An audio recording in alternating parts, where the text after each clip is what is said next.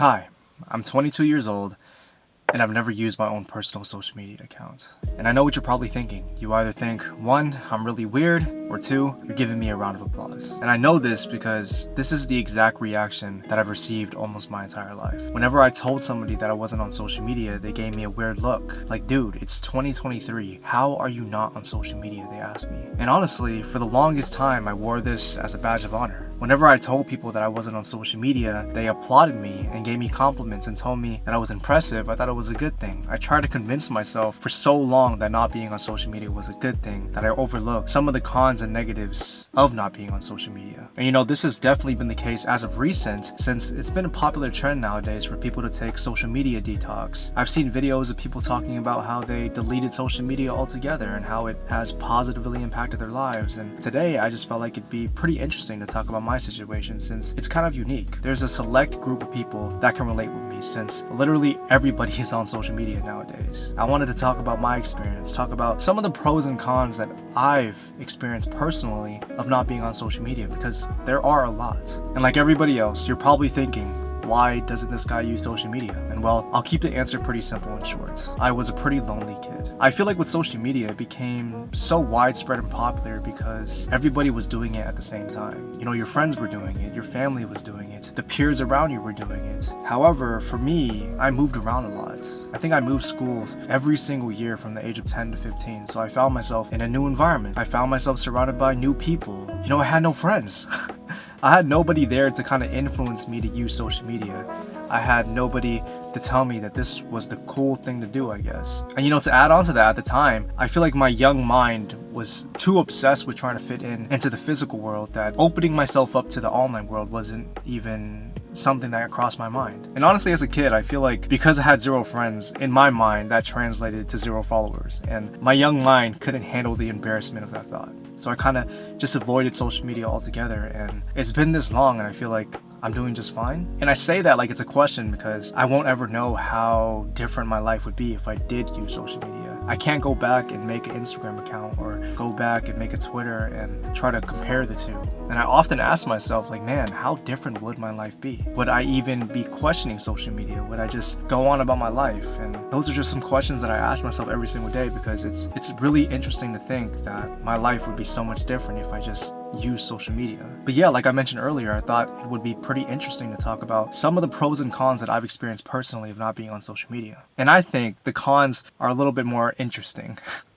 So we'll start off with them. The first con, and I feel like it's one of the more important ones, is being out of the loop. And when I say being out of the loop, I don't mean being caught up on the latest social trends or what's going on around the world, you know. I feel like if something is that important, I'll hear about it from somebody else. I guess when I say out of the loop, I'm more so pertaining to my friends, my family, the peers around me, in my community. I sometimes have no idea what's going on in their lives, and it kind of sucks because I feel like I'm missing out on such a huge part of their lives, since social media is such a big part of society nowadays. I often feel bad because I don't know that this is going on in my friend's life, or this just happened to my cousin, or just small events that a lot of people share on social media, because I feel like a lot of people, they share some of their mini victories and what's going on in their life. And because I don't have social media, I feel like I'm missing out on so much of that. And you know, when I tell people this, the fact that I don't know what's going on around me, they often tell me, oh, that's a good thing. You're not being overloaded with all this unnecessary information. And honestly, I would agree with them to a certain extent. It just kind of sucks when you just feel like you're lost a lot of the time. Another con, and I feel like this might be a little bit personal to me, but not having social media has made it significantly harder for me to share things about my life. And honestly, till this day, I don't know if this is a lack of social media issue or if it's just a personal issue to me. Maybe somebody out there can relate to me, but I feel like because I don't have social media, I'm not conditioned to share things about my life. People on social media seem like, and correct me if I'm wrong, it just seems like people are mindlessly posting, trying to share stuff about their lives. I don't know, really. It just makes things significantly harder. Like, you know, not being on social media kind of created this byproduct of me, whenever I do share something, it just feels like nobody cares, nobody wants to listen, and I don't know, it takes so much out of me to share something. And you know, that's definitely part of the reason as to why I created a YouTube channel, why I create videos. I want to get rid of that fear of not being able to share things about my life, and I don't know, I feel like I'm doing a good job at that. The third con, and I feel like this one sucks the most out of the other ones, but it's really hard to make friends. Whenever I meet somebody that I like, meet somebody that I connect with, that I want to hang out with later down the line, it's hard for me to contact them because I can't ask for their Instagram or their Twitter. I have to go straight into asking for their phone number, which, you know, a lot of people aren't comfortable with giving out their phone numbers on the first encounter. And it's valid. I understand. But it sucks because I found myself in so many situations where either one, I'm too embarrassed to ask for their phone number because I'm afraid they might reject me, or two, I ask for it and they're too uncomfortable giving it to me. So it kind of just ends there. And I feel like on this topic as well, on social media, it's so easy for you to get closer to somebody, whether it be directly or indirectly. You kind of see what their interests are. You find mutual interests within each other. See what events people are going to. It's easy to start a conversation just from seeing what somebody likes and trying to relate with them. You can kind of build from there. And to me, it just seems so much easier for you to build a connection as opposed to like in person where you kind of have to meet with them in order to build that connection. And most of the time, you know, if you don't hit it off on the first encounter, you kind of missed your opportunity. And it definitely sucks making friends. And honestly, this con has only been an issue as of recent, and I'm only now just trying to find ways to work around it. Alright, moving on to the next con, and I feel like a lot of people, when I tell them this, they aren't really surprised, but not having social media can be really lonely sometimes. Like going back to my old point, I feel like being on social media just keeps you in the loop, and it gives you an infinite amount of things to talk about. You can talk about the latest social trends, you can talk about what's happening around the world, you can talk about what's happening within your community, you can talk about anything, honestly. And it kind of sucks when I find myself in certain social interactions and I just literally can't relate. It just feels like I'm so disconnected from the world. And you know, often you feel like you're kind of left out, whether it be directly or indirectly. Being out of the loop just makes you indirectly feel lonely, and it makes you feel left out. It makes you feel like nobody wants to hang out with you. It makes you feel so disconnected from the world. And that's definitely a con that I've experienced a lot in my life by just simply not being on social media. But yeah, that's just some of the cons that I've experienced by not being on social media. But let's move on to some pros. The first pro, and I think you already guessed it, but it's being out of the loop. You know, 99% of the things that people talk about, okay, maybe not 99%, but a lot of the things that circulate through social media, I simply don't care about. I find that a lot of people obsess over unnecessary things on the internet. They care too much about what's happening in this country, or they care too much about what's happening in this person's life, and they obsess over the things on social media. And it's kind of ridiculous that people are being overloaded with so much unnecessary information that just doesn't affect their lives at all. And to me, if it doesn't affect my life, if I personally have no interest in it, then what's the point of even talking about it? What's the point of even knowing about it in general if it literally doesn't affect me at all? And you know, definitely it feels good knowing that I'm not worrying about somebody else's life, even though, you know, I have my own fair share of self-comparison, you know, which moves on to the next pro, which is self-comparison. You know, I feel like humans are like wired to compare themselves to other people. It's kind of like a defense mechanism that we have. However, I feel like without social media, I've avoided a huge part of self-comparison. I'm not mindlessly scrolling through people's lives, a portfolio of people's best lives. You know, I actually call this like the best life syndrome. You know, because I'm not on social media, I feel like I've avoided the best life syndrome. When I do things, I do them for myself. I live for myself. I don't do things because I want to take a nice picture and post it on Instagram. I don't do things because I want to display an interesting and lavish lifestyle. I do things because I want to do them. And that honestly is a normal feeling to me. A lot of people think that there's a lot of relief that comes with that, and they wish to be in the position that I am. But I tell them, like, you can be in the same position as me, just, you know, delete your social medias.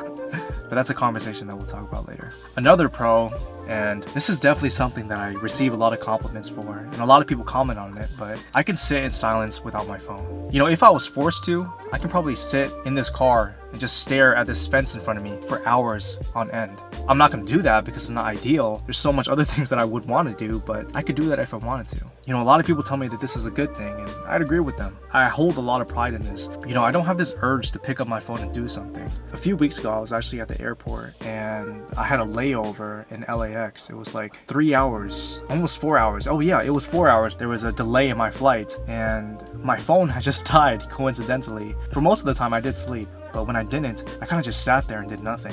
I watched people as they walked through the airport. I watched the flights come in and out, but I literally didn't do anything. I just sat there waiting for my flight to come. And it's such a good feeling to have, knowing that I don't have to rely on something to entertain me, or I don't have to be on my phone at all times for me to feel comfortable, you know? And yeah, that's definitely a pro in my book. Another pro, and this is definitely something that I've been thinking about a lot, but not having social media has helped me avoid this phenomenon of groupthink. I feel like a lot of people on social media, they follow people that they agree with. They follow people that can confirm their bias. They follow people that have the same beliefs as them, the same opinions as them, and in turn, it kind of keeps them trapped in this echo chamber. I feel like social media definitely strips you away of your individuality. It strips you away of thinking for yourself, and that's a huge trade-off to being disconnected. You can easily find thousands, if not millions of people that can agree with what you believe in. It's kind of dangerous if you think about that. Your opinions and